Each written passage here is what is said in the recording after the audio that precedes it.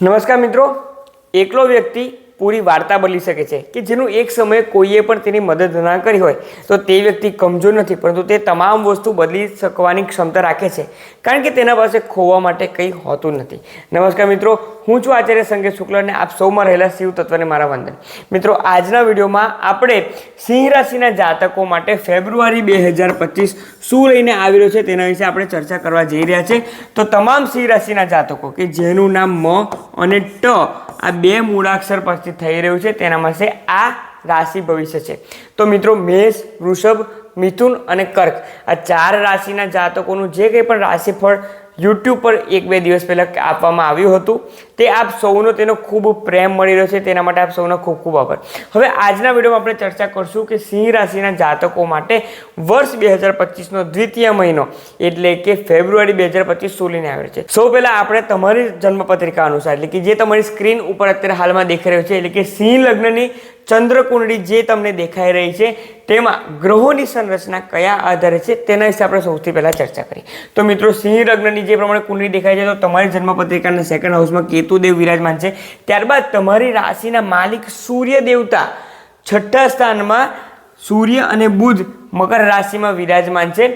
ત્યારબાદ સપ્તમ સ્થાનમાં શનિદેવ વિરાજમાન છે. અષ્ટમ સ્થાનમાં રાહુ અને શુક્ર વિરાજમાન છે. 10મા સ્થાનમાં કર્મના સ્થાનમાં ગુરુદેવ વિરાજમાન છે અને તમારા લાભ સ્થાનમાં મંગળદેવ વિરાજમાન છે. જે કોઈ પણ જ્યોતિષના જિજ્ઞાસુઓ છે અને મારા વિડીયો રેગ્યુલરલી જોઈ રહ્યા છે તે સૌને ખબર છે કે કયો સ્થાનને કયું કહેવામાં આવે છે. તો જો તમે અહીંયાથી 1 નંબર એટલે કે ફર્સ્ટ હાઉસ, સેકન્ડ હાઉસ આ પ્રમાણે જો તમે કેલ્ક્યુલેશન કરશો તો 1 થી લઈને 12 બોક્સ આ પ્રમાણે તમારી જન્મપત્રિકાના હોય છે. તો આપણે ગ્રહોની સંરચના વિશે તો સમજી લીધું, પરંતુ હવે આપણે આગળ વાત કરીએ કે કયા પ્રમાણે આ ગ્રહો તમારા ફેબ્રુઆરી 2025ને સારો કરશે કે પછી ખરાબ કરી શકે છે. પરંતુ વિડીયોના અંત સુધી જરૂર બન્યા રહેજો, કારણ કે વિડીયોના અંતે ખૂબ અચૂક ઉપાય આપવાનો છું કે જે જો તમે કરશો તો આ મહિનો તમારો ખૂબ સારો સાબિત થઈ શકે છે. સૌ પ્રથમ તો તમારી રાશિના માલિક સૂર્ય દેવતા છઠ્ઠા સ્થાનમાં વિરાજમાન છે. મિત્રો, નોર્મલી ઘણા બધા જ્યોતિષીઓ કહેતા હોય છે કે છઠ્ઠા સ્થાનમાં, 8મા સ્થાનમાં અને 12મા સ્થાનમાં સૂર્યદેવને ખરાબ માનવામાં આવે છે, પરંતુ તેઓ તે ભૂલી જાય છે કે સૂર્યદેવ શુભ પ્લેનેટ નથી કહેતો, તેને ક્રૂર પ્લેનેટ ગણવામાં છે.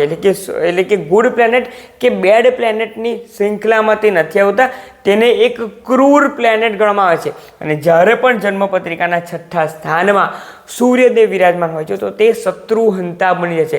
એટલે કે હંમેશા તે શત્રુઓ પર વિજય મેળવે છે, રોગ પર વિજય મેળવે છે અને ઋણ પર પણ વિજય મેળવે છે. એટલે કે જે તમારું કોઈના પાસેથી પણ પૈસાની લેવડ દેવડ ચાલતી તો તેમાં પણ તમને વિજય અપાઈ શકે છે.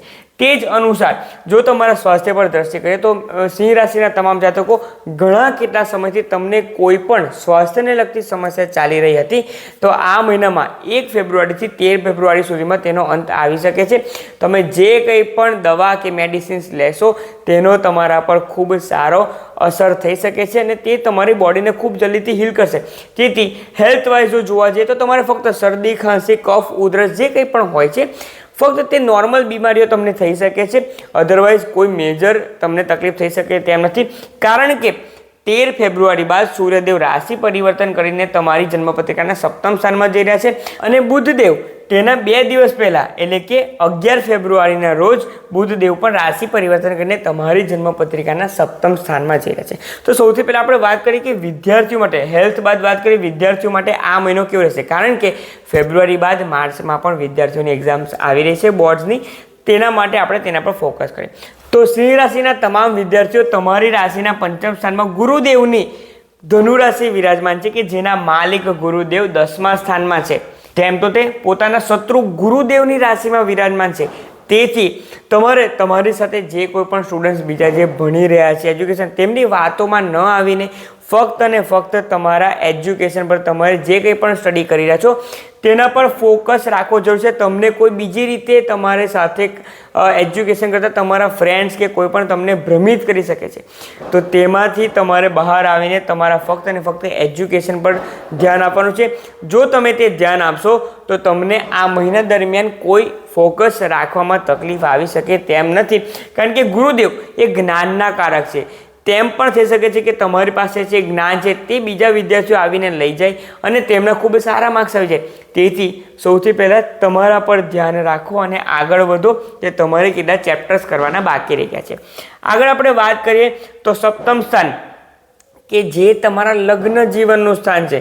તો મિત્રો લગ્ન જીવનમાં એટલે કે સપ્તમ સ્થાનમાં પોતાની મૂળ ત્રિકોણ રાશિના શનિદેવ વિરાજમાન હતા, કે જેમને 13 ફેબ્રુઆરી બાદ સૂર્યદેવ અને 11 ફેબ્રુઆરી બાદ બુધદેવ જોઈન કરવા જઈ રહ્યા છે, તેમના સાથે યુતિમાં આવેલા છે. હવે સૂર્યદેવ તમારી જન્મપત્રિકામાં તમારા લગ્ને થઈ રહ્યા છે અને બુધદેવ તમારી જન્મપત્રિકા અનુસાર લાભ સ્થાન અને તમારી ફેમિલીના સ્થાન એટલે કે કુટુંબના સ્થાનના માલિક થઈને સપ્તમ સ્થાનમાં બેસી રહ્યા છે. તો તેના આધારે તમને 13 ફેબ્રુઆરી બાદ અચાનક જ તેવું જણાશે કે તમારા લાઈફ પાર્ટનરના નેચરમાં અચાનક જ કંઈક ચેન્જ આવી રહ્યો છે. અને તમે જોયું હતું કે પહેલાં તે તમને તેટલું બધું તમારા સાથે સમય નહોતા પસાર કરી શકતા, પરંતુ 13 ફેબ્રુઆરીના રોજ સૂર્યદેવનું રાશિ પરિવર્તન થતાં જ તમારા લાઈફ પાર્ટનરના, તમારા પતિ કે પત્નીના સંબંધોમાં ખૂબ સારા સંબંધો રહી શકે છે અને સાથે જ તેમના બિહેવિયરમાં પણ ખૂબ મોટો ચેન્જ આવવા જઈ રહ્યો છે, જેના કારણે તમારું લગ્ન જીવન ફેબ્રુઆરી 2025માં ખૂબ સુખદમય રહી શકે છે. પરંતુ તમારા લાઈફ પાર્ટનર 1 થી 13 ફેબ્રુઆરીના વચ્ચે ક્યારેક વધારે તમારા ઉપર ગુસ્સો પણ કહી શકે છે. તેથી 1 થી 13 ફેબ્રુઆરી સાચવવાનું છે, પરંતુ ત્યારબાદ બાકીનો સમય તમારા માટે ખૂબ સારો છે. આગળ આપણે વાત કરીએ તો તમારી જન્મપત્રિકાના 6ઠ્ઠા હાઉસને તો ઓલરેડી સૂર્ય અને બુધ 1 થી 13 ફેબ્રુઆરી દરમિયાન તે એક્ટિવ કરી રહ્યા છે અને અષ્ટમ સ્થાન પૂરા મહિના દરમિયાન તમારી જન્મપત્રિકામાં એક્ટિવ રહેવાનું છે, કારણ કે રાહુ અને શુક્રનું રાશિ પરિવર્તન થવાનું નથી. તેથી સિંહ રાશિના તમામ જાતકોએ પણ આકસ્મિક કંઈક તકલીફ ન આવે, મોટું ફાઇનાન્શિયલ બર્ડન ન આવે, તે પ્રમાણે પ્લાનિંગ કરવું જરૂરી છે. વાહન ચલાવવામાં તમારે પણ કર્ક રાશિના જેમ તમારે પણ ખૂબ સાચવવું જરૂરી છે, કારણ કે તમારી જન્મપત્રિકાના અષ્ટમ સ્થાન એક્ટિવ થવાને કારણે ઓવર સ્પીડિંગના કારણે ચલાન પણ કપાઈ શકે છે કે નાની મોટી ઇન્જરી પણ થઈ શકે છે. તે વાતનો તમારે ખૂબ કાળજી રાખવાની છે. આપણે આગળ વાત કરીએ તો ભાગ્ય એટલે કે તમારું નસીબ કેટલો સાથ આપશે. તો ભાગ્યના માલિક થઈ રહ્યા છે મંગળ દેવતા અને તે વિરાજમાન છે લાભમાં, એટલે લાભ સ્થાન પણ સાથે એક્ટિવ થઈ રહ્યો છે. તમને પણ તમારા ભાગ્યનો પૂરેપૂરો સહકાર આ મહિના દરમિયાન મળી શકે છે. તમે જે કંઈ પણ પ્લાનિંગ કરી રહ્યા હતા, એટલે કે કંઈક પ્રોપર્ટીમાં ઇન્વેસ્ટ કરવા માગતા હતા કે પછી તમે કોઈ પણ પ્રકારે કંઈક ને કંઈક નવી કાર કે લોન પણ લઈને પણ પરચેસ કરવાના હતા, તો તમે તેમાં આગળ વધી શકો છો. તમારા માટે આ મહિનો ફેબ્રુઆરી 2025 ખૂબ સારા પરિણામ લઈને આવી રહ્યો છે. હવે આપણે આગળ વાત કરીએ સૌથી મહત્વપૂર્ણ, એટલે કે તમારા માટે જે કોઈ પણ નોકરી કરી રહ્યા છે, જોબ કરી રહ્યા છે, તેમના માટે આ મહિનો કેવો રહેશે. તો તમે જોશો કે શુક્રદેવની રાશિના એટલે કે દુશ્મનની રાશિના શત્રુ ગ્રહની રાશિમાં ગુરુદેવ વિરાજમાન છે. મિત્રો આગળ પણ મેં તમને કહ્યું હતું કે કોઈ પણ એકલો વ્યક્તિ પોતાના જીવનમાં કોઈ પણ ચેપ્ટરમાં વિજય હાંસલ કરી શકે છે કે જેને કોઈએ પણ મદદ ના કરી હોય.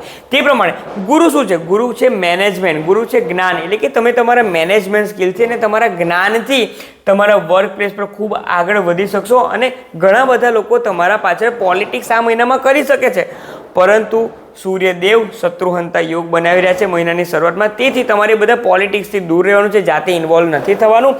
અને જો તમારા પાછળ પણ જો કંઈક તે કરશે તો તે તમારું કંઈ જ બગાડી નહીં શકે, તેમ માનીને આ મહિનામાં ફક્ત અને ફક્ત તમારા કાર્ય પ્રત્યે તમારે ફોકસ્ડ રહેવાનું રહેશે.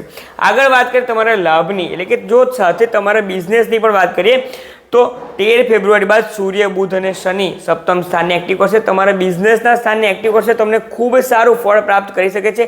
બિઝનેસ થકી તમને માન સન્માન તો મળશે, પરંતુ તમે જે ઓર્ડરની આશા રાખી હતી તેનાથી પણ વધારે 2 ગણું તમને કાર્ય પણ મળી શકે છે આ મહિના દરમિયાન.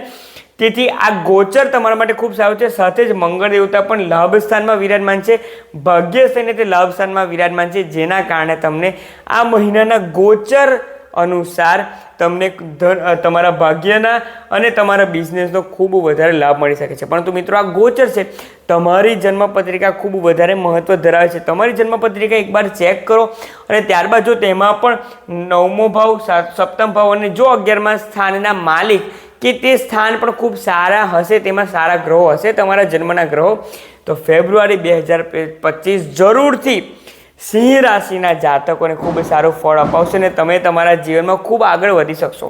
તો મિત્રો આ થઈ સિંહ રાશિના તમામ જાતકોની વાત. તમને આ માહિતી કેવી લાગી છે તે કમેન્ટમાં જરૂર જણાવો. અને જો આ માહિતી પસંદ આવે તો વધારે સિંહ રાશિના જાતકોને શેર કરો. અને જો વિડીયો આજે જોઈ રહ્યા છો, ચેનલને પણ તમે આજે જોઈ રહ્યા છો, આચાર્ય સંકેત શુક્લને પણ આજે જ જો તમે જાણી રહ્યા છો, તો ચેનલને સબસ્ક્રાઈબ કરવાનો ખૂબ શુભ મુહૂર્ત છે અને સાથે બાજુમાં રહેલા બેલ આઇકનને પણ પ્રેસ કરો, જેથી આ પ્રમાણેના જે કોઈ પણ જ્યોતિષ વાસ્તુના વિડીયો આવે તે તમને મળતા રહે. તો આજે હું તમારા પાસેથી વિદાય લઉં છું. નેક્સ્ટ વિડીયોમાં કન્યા રાશિના જાતકો સાથે મળશું. ઓમ નમઃ શિવાય. હર હર મહાદેવ.